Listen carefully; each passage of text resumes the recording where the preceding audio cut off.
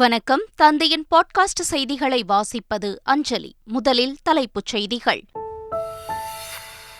மின்கட்டண உயர்வு தொடர்பாக சிறு குறு நடுத்தர தொழில் நிறுவனங்கள் போராட்டம் எதிரொலி.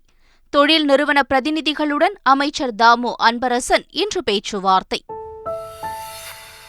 தமிழகத்தில் 1 முதல் 5ஆம் வகுப்பு மாணவர்களுக்கு காலாண்டு விடுமுறை நீட்டிப்பு. அக்டோபர் 3ஆம் தேதி பள்ளிகள் திறக்கப்பட இருந்த நிலையில் அக்டோபர் 9ஆம் தேதிக்கு மாற்றம். பாஜகவுடன் கூட்டணி இல்லை என அதிமுக அதிகாரப்பூர்வ அறிவிப்பு. இபிஎஸ் தலைமையில் நடந்த மாவட்ட செயலாளர்கள் கூட்டத்தில் அதிரடி முடிவு. 2024 நாடாளுமன்ற தேர்தல் மட்டுமல்ல, 2026 சட்டமன்ற தேர்தலிலும் இனி பாஜகவுடன் கூட்டணி இல்லை. அதிமுக பொதுச் செயலாளர் எடப்பாடி பழனிசாமி திட்டவட்டம். அதிமுக முடிவு குறித்து பாஜக தேசிய தலைமை உரிய நேரத்தில் பேசும். நாங்களும் விரைவில் பத்திரிகையாளர்களை சந்திப்போம் என்றும் அண்ணாமலை திட்டவட்டம். திமுக கூட்டணியில் இந்திய யூனியன் முஸ்லீம் லீக் கட்சி 2 தொகுதிகளில் போட்டியிட விருப்பம். முதலமைச்சர் ஸ்டாலினை சந்தித்த பின் இந்திய யூனியன் முஸ்லீம் லீக் தேசிய தலைவர் காதர் மொய்தீன் தகவல். காவிரி நீர் விவகாரம் தொடர்பாக கர்நாடகாவில் இன்று முழு அடைப்பு போராட்டம். பெங்களூருவில் 144 தடை உத்தரவு பிறப்பிப்பு. மேலாண்மை ஆணைய உத்தரவுப்படி காவிரியில் இன்றைய தினம் வரை 5000 கன அடி நீர் திறக்கப்படும். அதன் பிறகு தண்ணீர் திறக்க மாட்டோம் என கர்நாடக முதலமைச்சர் சித்தராமையா திட்டவட்டம். கர்நாடக அணைகளின் நீர் இருப்பு குறித்து ஆய்வு செய்ய ஒரு குழுவை மத்திய அரசு அனுப்ப வேண்டும். முன்னாள் பிரதமர் தேவகவுடா வலியுறுத்தல். காங்கிரஸ் கட்சியும் அதன் கூட்டணி கட்சிகளும் மகளிர் இடஒதுக்கீட்டிற்கு எதிரானவை என்று ஜெய்ப்பூர் பொதுக்கூட்டத்தில் பிரதமர் மோடி குற்றச்சாட்டு. சாதிவாரி கணக்கெடுப்பு குறித்து பிரதமர் மோடி அச்சப்படுவது ஏன் என சத்தீஸ்கர் பொதுக்கூட்டத்தில் காங்கிரஸ் எம்பி ராகுல்காந்தி கேள்வி.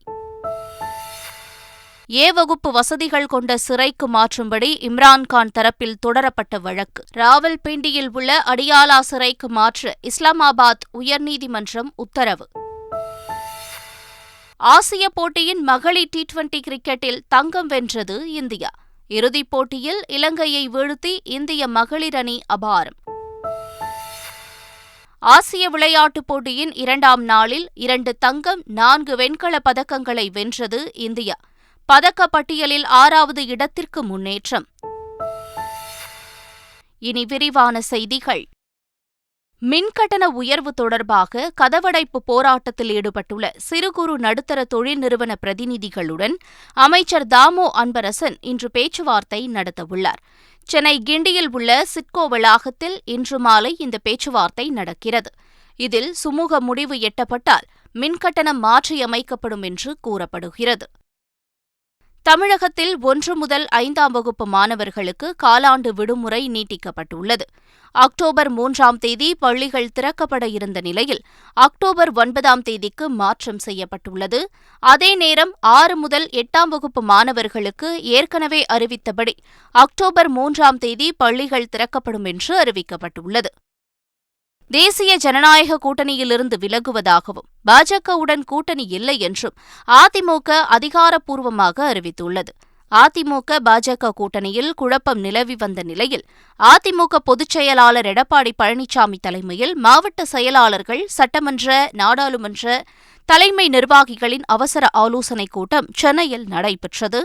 இந்த கூட்டத்தில் நிறைவேற்றப்பட்ட தீர்மானம் குறித்து அதிமுக துணை பொதுச் செயலாளர் KP முனுசாமி செய்தியாளர் சந்திப்பில் தெரிவித்தார். 2 கோடிக்கும் மேற்பட்ட தொண்டர்களின் எண்ணத்திற்கும் விருப்பத்திற்கும் உணர்வுகளுக்கும் மதிப்பளித்து அனைத்திந்திய அண்ணா திராவிட முன்னேற்றக் கழகம் இன்று முதல் பாரதிய ஜனதா கட்சியில் இருந்தும் தேசிய ஜனநாயக கூட்டணியில் இருந்தும் விலகிக் கொள்கிறது என்ற ஏகமனதான தீர்மானத்தை அறிவிக்கப்படுகிறது. 2024 நடைபெற இருக்கின்ற நாடாளுமன்ற தேர்தலில் அனைத்திந்திய அண்ணா திராவிட முன்னேற்ற கழகத்தினுடைய தலைமையில் போற்றுதலுக்குரிய எங்களுடைய கழகத்தின் பொதுச் செயலாளருடைய தலைமையில் மற்ற கூட்டணியோடு இணைந்து தேர்தலை சந்திக்கும் என்பதை நாங்கள் தெரிவித்துக் கொள்கிறோம். அதிமுக முடிவு குறித்து கட்சியின் தேசிய தலைமை உரிய நேரத்தில் பேசும் என்றும் நாங்களும் விரைவில் பத்திரிகையாளர்களை சந்திப்போம் என்றும் பாஜக மாநில தலைவர் அண்ணாமலை தெரிவித்துள்ளார். பாரதிய ஜனதா கட்சியை பொறுத்தவரை தேசிய கட்சி, எல்லாத்துக்கும் ஒரு ப்ரொசீஜர் இருக்கு. தேசிய தலைவர் அவங்க இருக்காங்க. இதை குறித்து தேசிய தலைமை பேசும். நாங்க பத்திரிகையாளர் சந்திக்கும் போது ஃபியூச்சர்ல பேசுவோம். இன்னைக்கு இதுதான் எங்களுடைய கமெண்ட்டுங்க.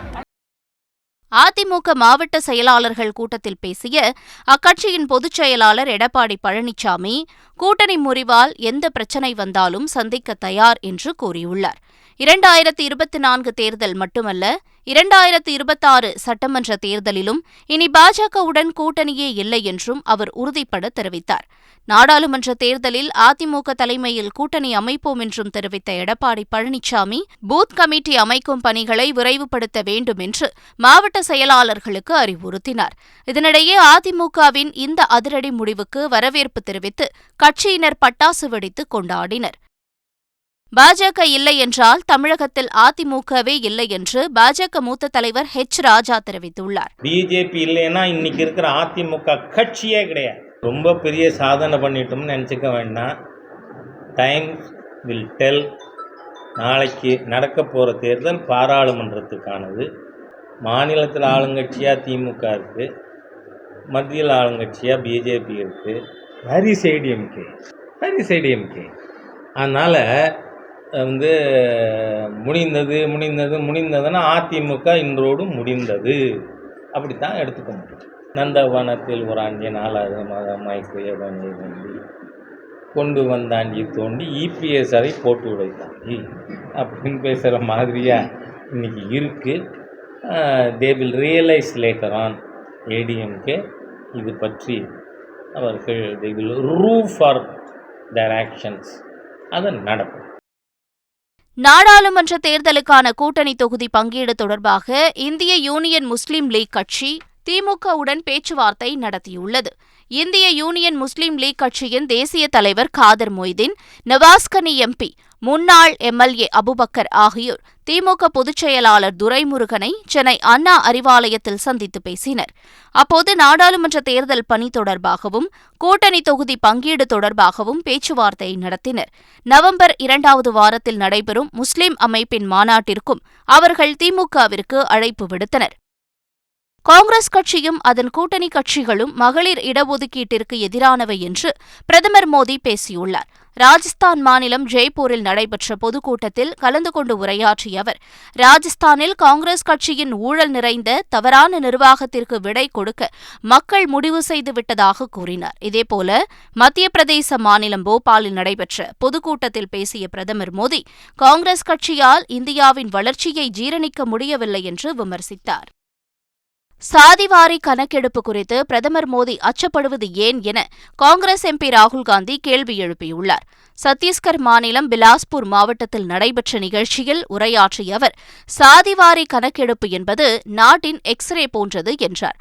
முன்னதாக 597 கோடியே 61 லட்சம் ரூபாய்க்கான 413 வளர்ச்சித் திட்டத்திற்கு ராகுல்காந்தி அடிக்கல் நாட்டினார். காவிரி மேலாண்மை ஆணைய உத்தரவுப்படி இன்றைய தேதி வரை 5000 கன அடி தண்ணீர் திறக்கப்படும் என்று கர்நாடக முதலமைச்சர் சித்தராமையா தெரிவித்துள்ளார். இதுகுறித்து அவர் வெளியிட்டுள்ள சமூக வலைதள பதிவில், 5000 கன அடிக்கு பிறகு கர்நாடக அணைகளிலிருந்து தமிழகத்திற்கு நீர் திறந்துவிட மாட்டோம் என்றும் கூறியுள்ளார். கர்நாடக அணைகளின் நீர் இருப்பு குறித்து ஆய்வு செய்ய மத்திய அரசு ஒரு குழுவை அனுப்ப வேண்டும் என்று முன்னாள் பிரதமர் தேவகவுடா வலியுறுத்தியுள்ளார். பெங்களூருவில் செய்தியாளர்களை சந்தித்த அவர், கர்நாடக அணைகளில் தண்ணீர் இல்லாமல் வறண்டு கிடக்கும் சில புகைப்படங்களை வெளியிட்டார். மத்திய அரசு அனுப்பும் குழுவில் கர்நாடகா மற்றும் தமிழ்நாட்டைச் சேர்ந்தவர்கள் அல்லாதவர்களாக இருக்க வேண்டும் என்றும், அவர்கள் வந்து 2 மாநிலங்களையும் ஆய்வு செய்த பிறகு முடிவெடுக்கட்டும் என்றும் கூறியுள்ளார்.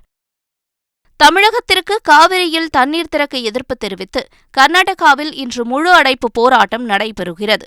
சில கன்னட அமைப்புகள் மற்றும் விவசாய அமைப்புகள் இந்த முழு அடைப்பிற்கு அழைப்பு விடுத்துள்ள நிலையில் பெங்களூருவில் இன்று ஆட்டோ, பஸ்கள் ஓடாது, பள்ளி, கல்லூரிகள் இயங்காது என்று அறிவிக்கப்பட்டுள்ளது. அதே நேரம் அசம்பாவிதங்களை தவிர்க்க பெங்களூருவில் 144 தடை உத்தரவு பிறப்பிக்கப்பட்டுள்ளது. இந்நிலையில் தமிழகத்திலிருந்து கர்நாடகா வழியாக செல்லும் லாரிகளை இயக்க வேண்டாம் என தமிழ்நாடு லாரி உரிமையாளர்கள் சம்மேளனம் அறிவுறுத்தியுள்ளது.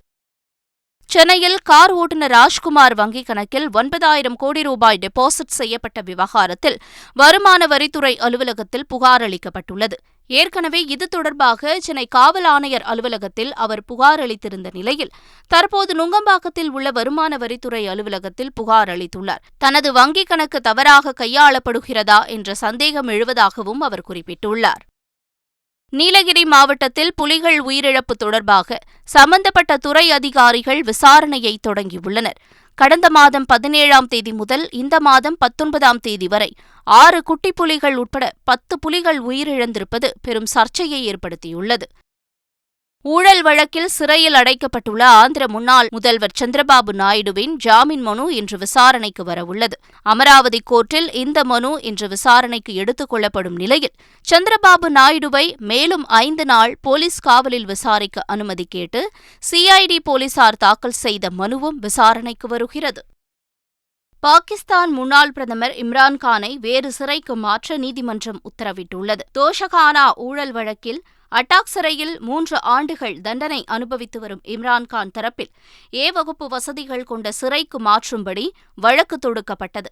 இந்த நிலையில் இம்ரான்கானை ராவல்பிண்டியில் உள்ள அடியாலா சிறைக்கு மாற்ற இஸ்லாமாபாத் உயர்நீதிமன்றம் உத்தரவிட்டுள்ளது. தமிழகம் மற்றும் புதுச்சேரியில் வருகின்ற 1ஆம் தேதி வரை ஓரிரு இடங்களில் மின்னலுடன் கூடிய லேசான மழைக்கு வாய்ப்பு இருப்பதாக சென்னை வானிலை ஆய்வு மையம் தெரிவித்துள்ளது. குறிப்பாக 28 மற்றும் 29ஆம் தேதிகளில் கடலூர், விழுப்புரம், செங்கல்பட்டு, திருவண்ணாமலை, காஞ்சிபுரம், ராணிப்பேட்டை, வேலூர், திருப்பத்தூர், கள்ளக்குறிச்சி ஆகிய மாவட்டங்களில் கனமழை பெய்யும் என்று அறிவிக்கப்பட்டுள்ளது.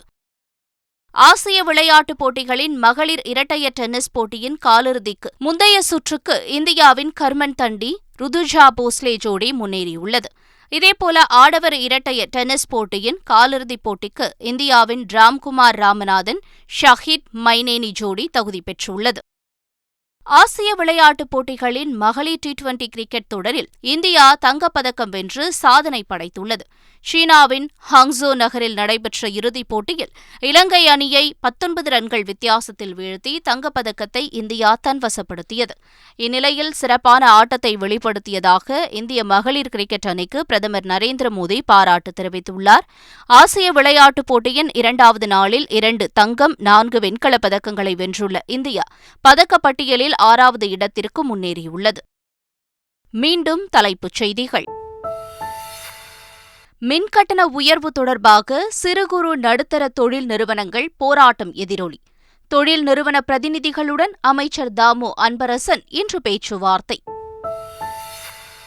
தமிழகத்தில் 1 முதல் 5ஆம் வகுப்பு மாணவர்களுக்கு காலாண்டு விடுமுறை நீட்டிப்பு.